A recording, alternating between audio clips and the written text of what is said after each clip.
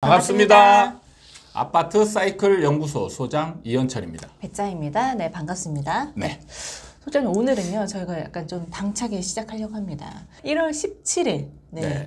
둔촌주공 계약이 마감이 되는 날이에요. 또 어떻게 하다 보니 저희가 찍는 날에 딱 마감 날이라서 네. 이걸 한번 실시간으로 저희가 찍어서 한번 올려보고자 하려고 합니다. 시간차 없게. 네. 어떻게 편집 될까요? 가능하시겠어요? 되겠죠, 뭐 어떻게든. 네, 네. 네. 어쨌든 오늘 17일 마감이 된다는 말이에요. 근데 네. 그 전에 이제 어떻게 될 거다, 계약률이 얼마나 될 거다, 이런 글을 제가 딱히 보지는 못했어요. 네. 그래서 어떻게 될까요, 소장님? 좀 들으신 거 그러니까 있으신가요? 이게 지금 내부적으로 계약률을 공개하지 않기로 정한 것 같아요. 기자분들하고도 제가 통화를 가끔씩 하고 있는데 네. 기자분들도 오히려 답답해서 저한테 물어보는.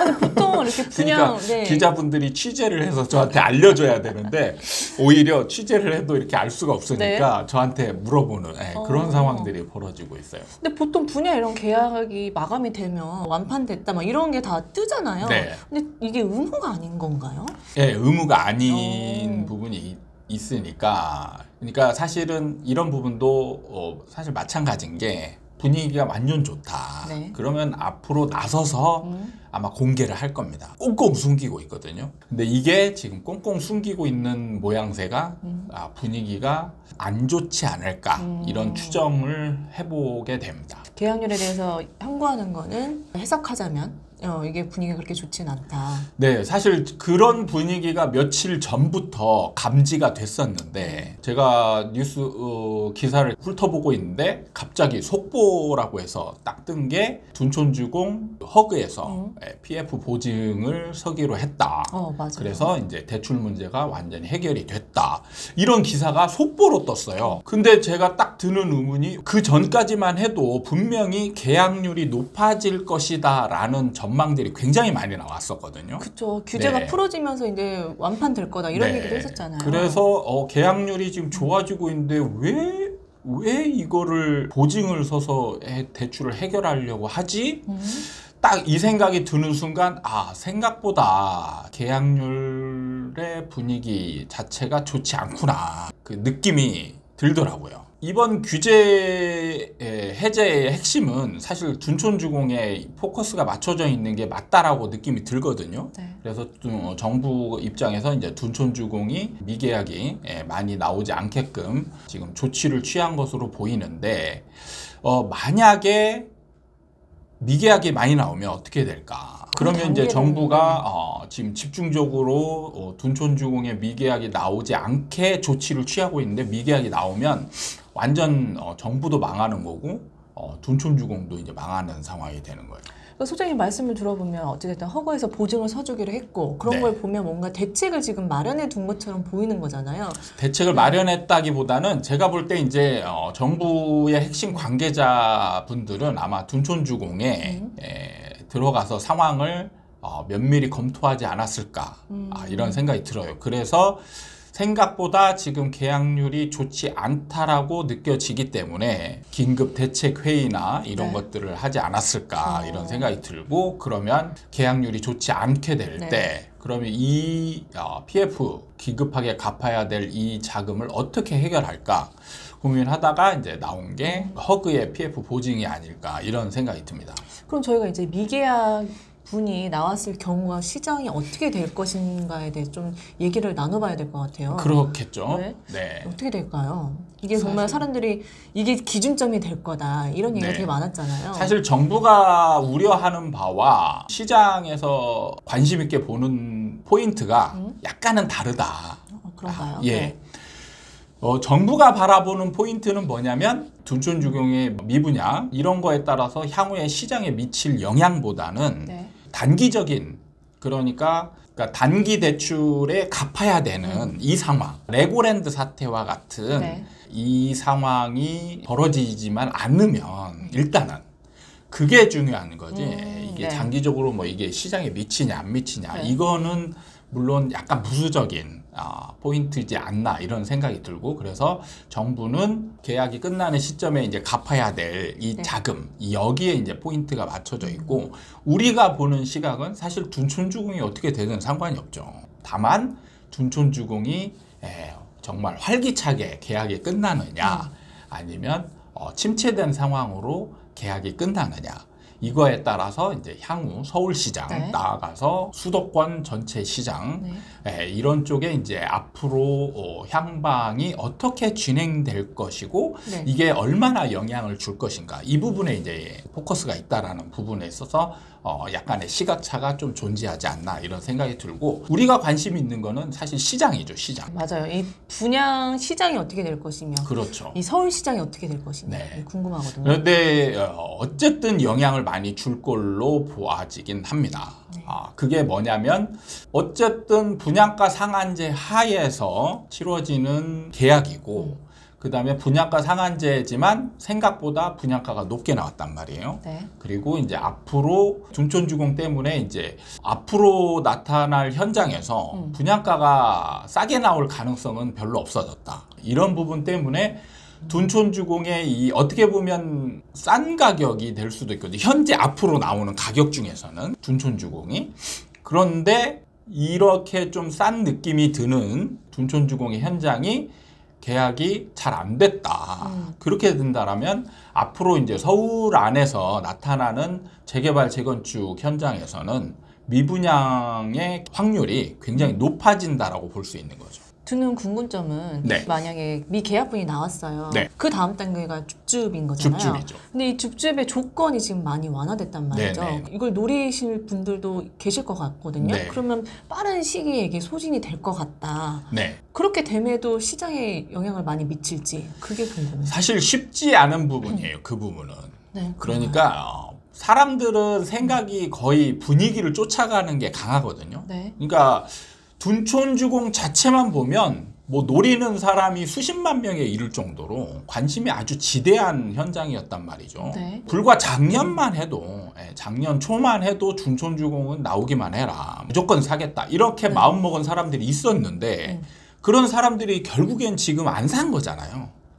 똑같은 거죠. 그러니까 지방에 있는 사람들이 사실 서울 분위기를 잘 모르는 사람도 있을 테고 네.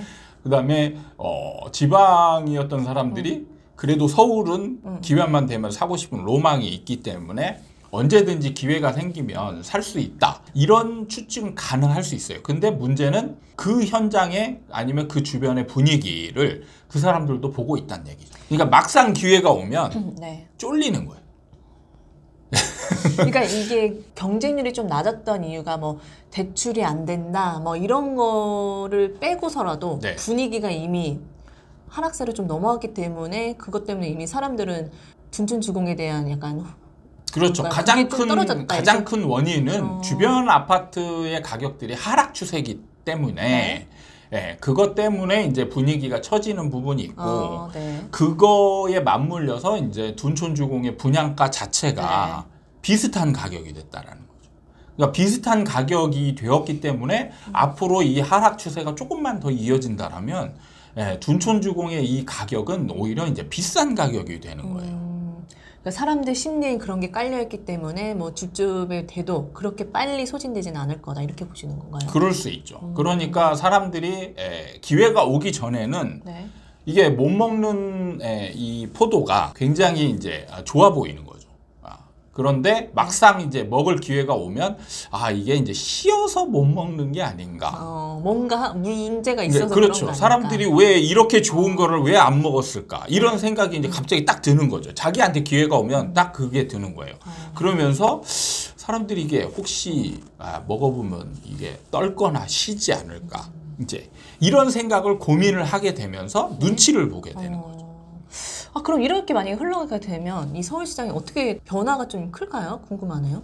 지금 추세로 보면 지금까지 보면 서울의 미분양은 한 800 가구대 860 얼마 정도 됐던 것 같은데 800가구대에 계속 머물러 있었거든요. 네. 이렇게 본다라면 이제 앞으로 미분양의 수치가 서울에서도 이제 급격하게 증가할 수 있는 네. 그런 가능성이 좀 많아지고 있다. 이렇게 봐지고 이렇게 나오는 미분양은 주변 아파트 가격의 분위기를 더 침체시킬 수 있죠. 그럼 지금 그 둔촌주공의 주변의 아파트 시세들이 지금 계속 하락하고 있잖아요. 네. 그럼 그 가격이 지금 뭐 2, 3년 전 가격이다, 뭐 30%, 40% 떨어진 가격이다 이런 얘기가 많은데 네. 그럼 그거보다 더 떨어질 수도 있다 생각을 해야 되는 건가요? 그렇죠. 더 떨어질 수도 있죠. 네. 그러니까 많이 올라간 것이 그러니까 더 떨어질 수밖에 없는 게 사실 밑에서 하방 지지선 역할을 하는 게 전세거든요. 네. 그러니까 전세가 밑에서 버티고 있어줘야 네. 떨어질 폭이 한정이 되는데 지금 문제는 전세가도 같이 떨어지고 있단 말이죠. 그러면 지금 떨어질 공간이 더 생긴 거네요. 충분히 확보가 된 거란 말이죠. 그러니까 네. 더 떨어질 수 있는 그런 상황이 만들어졌다라는 거죠. 네, 이 둔촌주공이 23년에 부동산 시장을 어떻게 좀 변곡점이 될지 네. 아니면 더 가세시킬지 중요하게 여겼던 것 같은데 네. 이렇게 흘러간다면 더 뭐 하락의 폭이 더 커질 수도 있는 거네요. 사실 저는 둔촌주공이 어떻게 되는가에 사실 그렇게 막 관심은 없었어요. 왜냐하면 둔촌주공이 계약이 잘 되더라도 네. 상황을 바꿀 수는 없거든요. 그런데 이제 안 좋게 되면 상황을 더 악화시키는 역할은 할 수 있어요. 이것도 같은 방향이기 때문에. 그렇죠. 항상 시장과 뭔가 같은 방향의 요인이 생기면 네. 시너지가 생기거든요. 그러니까 뭐 계약이 잘 되는 거는 시장은 하락 방향인데 계약이 잘 됐다는 거는 약간 분위기가 좋은 거잖아요. 네. 그러면 이런 거는 시장을 바꾸지는 못하지만 어쨌든 그냥 시장은 가던 방향으로 흘러간다. 그런데 시장이 하락세인데 네. 미분양이 많이 나왔다. 그러면 이제 이게 하락 속도를 더 강하게 만드는 시너지 효과를 낸다는 거예요. 알겠습니다. 오늘은 저희가 좀 짧게나마 오늘 둔촌주공 계약이 마감 날이라서 네. 이게 어떻게 흘러갈 것이고 이것으로 인해서 서울시장, 부동산 시장이 어떻게 좀 흘러갈지에 대해서 좀 얘기를 해봤어요. 네.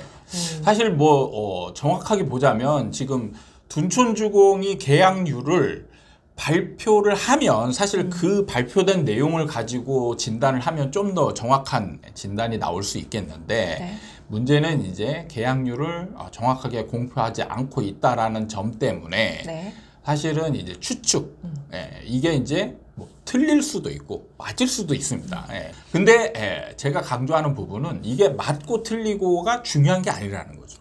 시장에 네. 변화를 줄 수 있느냐 이 부분이 사실 큰 영향은 없어요. 그냥 하락은 변함이 없고 둔촌주공의 어떤 상태에 따라서 이제 하락이 그냥 완만하게 조금 더 그냥 진행되던 방향으로 가느냐 아니면 조금 더 하락 속도가 빨라지느냐 이 차이만 있는 거죠. 이미 하락은 정해져 있고 그 빠르기만 좀 조절 가능한 그렇죠. 정도라다 네네. 생각하면 되겠네요. 알겠습니다. 오늘 시간 도움이 되셨다면 구독과 좋아요 부탁드리고요. 다음에 또 찾아뵙도록 하겠습니다.